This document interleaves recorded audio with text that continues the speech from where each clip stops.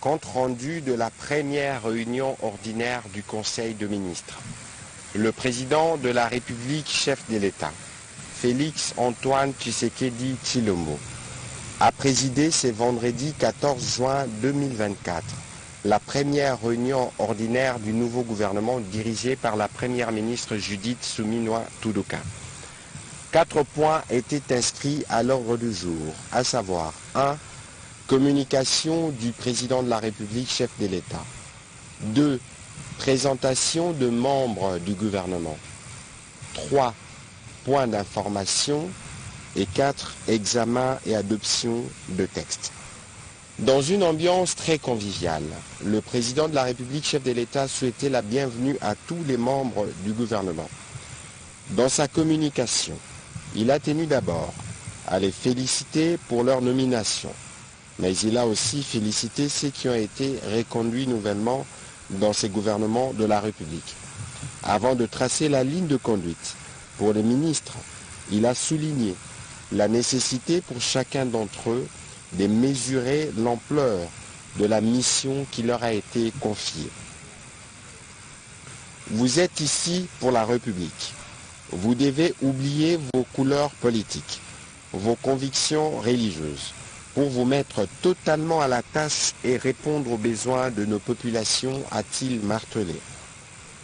Au sujet de la situation sécuritaire qui reste une question prioritaire, le président de la République a invité les nouveaux membres du gouvernement à être des lobbyistes de cette cause dans toutes les rencontres internationales auxquelles ils seront conviés. À lui d'insister. Nous devons tous nous assurer que nous contribuons effectivement au retour de la paix dans l'est de notre pays. Sur un autre chapitre, le président de la République a annoncé qu'il sera procédé à intervalles réguliers de 3 mois, un suivi et une évaluation de l'action de chaque membre du gouvernement pour s'assurer de son efficacité. Les conséquences seront tirées au terme de chaque évaluation, a-t-il souligné, tout en recommandant la bienveillance, la courtoisie, la sobriété, la bonne gouvernance et l'exigence d'une conduite irréprochable dans tous les domaines au regard du caractère prestigieux des fonctions ministérielles. À lui de préciser, la solidarité gouvernementale est une valeur cardinale qui devra être impérativement respectée de tous. Le président de la République a terminé sa communication en souhaitant plein succès à chacun de membres du gouvernement et a souhaité que Dieu les accompagne dans l'accomplissement de leur mission.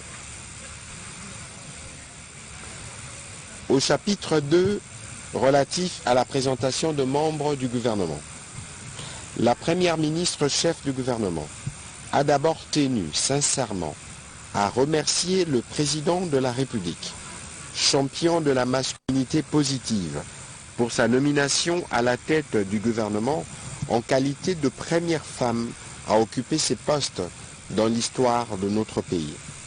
Ensuite, la première ministre chef du gouvernement a procédé à la présentation de chaque membre de son équipe au président de la République. Elle a profité de l'occasion pour dire la gratitude des ministres pour la confiance que le président de la République a placée en chacun d'eux et en leur confiant la gestion des différents secteurs de la vie nationale.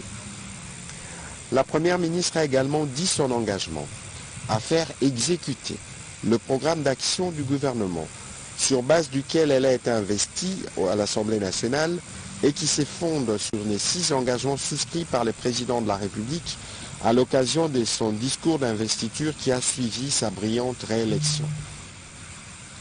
En vue de doter les gouvernements des outils nécessaires pour son fonctionnement harmonieux et au regard des spécificités contenues dans chaque configuration, dans la configuration actuelle, un travail de modification de l'ordonnance portant organisation et fonctionnement du gouvernement est en cours d'élaboration d'une part, et celle fixant les attributions de ministères d'autre part.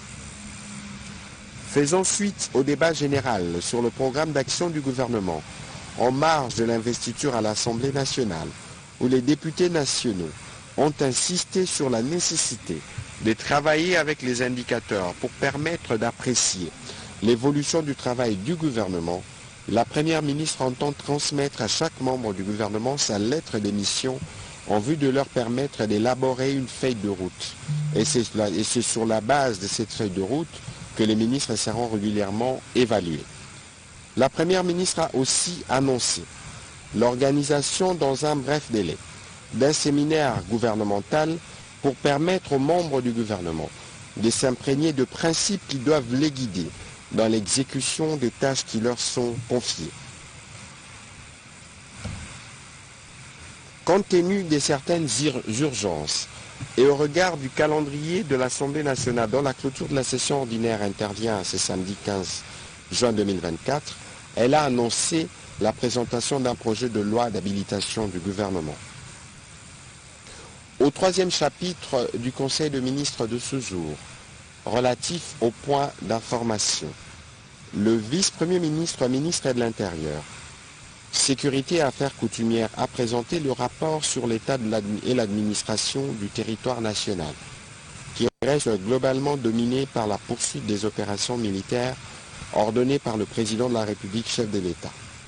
Au cours de la semaine qui s'achève, l'état d'esprit de la population a été marqué notamment par la dégradation des conditions humanitaires de millions de déplacés dans les zones de combat autour de Goma, la satisfaction de la population consécutive à la prestation de l'équipe nationale lors des 2 dernières rencontres comptant pour les éliminatoires pour la Coupe du Monde 2026, la cérémonie d'investiture par l'Assemblée nationale de la nouvelle équipe gouvernementale dirigée par la Première ministre Judith Suminwa. Sur un autre volet, le vice-premier ministre, ministre de l'Intérieur, a brossé les efforts déployés par les forces de sécurité contre le banditisme et la criminalité dans certaines villes du pays. Au sujet de la situation des sinistres et catastrophes, il a informé le Conseil du cas du naufrage de la baleinière HB La Sainteté survenu le 1er juin 2024 aux environs de la localité des Lediba dans les territoires des Bolobo. Cette embarcation en provenance de Mouchi pour Kinshasa transportait environ 271 passagers. Le gouvernement de la République a dépêché une équipe d'investigation sur place afin d'établir les responsabilités et une commission interministérielle va conduire une caravane humanitaire afin de porter secours aux compatriotes rescapés. Dans les mêmes ordres, il a été signalé les chavirements d'une baleinière appartenant à l'établissement Tchoulou au 7 janvier 2024 sur la rivière Kassai près du village de Mumba au territoire d'Ilebo. Tous les cas sont essentiellement dus au manque de respect de la législation en la matière de la navigation fluviale et les surcharges. En outre, le gouvernement suit de près des cas d'incendie qui ont été rapportés dans les provinces du Kassai central et du Sud Kivu. Toujours sur ces chapitres sécuritaires, le vice-premier ministre, ministre de la Défense nationale, a informé pour sa part le Conseil sur la situation opérationnelle du pays dominé par les opérations en cours dans l'Est de la République démocratique du Congo, principalement contre les attaques de l'armée rwandaise et de ses supplétifs du M23. Sur toutes les lignes des fronts, nos militaires se comportent avec bravoure pour mettre en déroute les ennemis de la paix et sécuriser nos populations. Nos forces de défense et de sécurité restent engagées plus que déterminées à pacifier cette partie du pays et à préserver l'intégrité du territoire national. Il a fait aussi part de la situation dans les environs de Kinshasa. Au dernier chapitre du Conseil de ministres de ce jour, relatif à l'examen et à l'adoption d'un texte, projet de loi portant habilitation du gouvernement. Le ministre d'État, ministre de la Justice et garde-sceaux a soumis au Conseil le projet de loi portant habilitation du gouvernement. Ce texte aura l'avantage de permettre au gouvernement de prendre par ordonnance-loi des mesures concernant les matières relevant du domaine de la loi pour l'exécution de son programme d'action pendant les prochaines vacances de l'Assemblée nationale. Sont entre autres concernés l'autorisation de la prorogation de l'état de siège sur une partie de la République démocratique du Congo, la ratification de quelques accords et conventions de prêt conclus par la République démocratique du Congo et ses différents partenaires, Face à cette nécessité, le ministre d'État, ministre de la Justice et garde-sceaux a motivé la démarche du gouvernement par l'article 129 de la Constitution qui l'autorise à solliciter du Parlement, avant l'entame de ses vacances, l'habilitation sus-évoquée. Après débat et délibération, ce projet de loi a été adopté. Dans une ambiance conviviale, les membres du gouvernement, avec en tête la Première ministre, ont profité de l'occasion de ce conseil pour présenter les vœux le meilleur au président de la République au lendemain de la célébration de son anniversaire de naissance. Les remercions.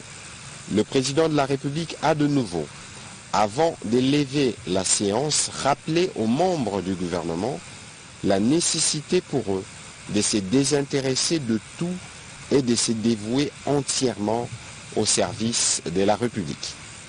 Commencée à 15h27, la première réunion du Conseil de ministres du gouvernement dirigé par la Première ministre Judith Suminwa Tuluka a pris fin à 17h23. Je vous remercie.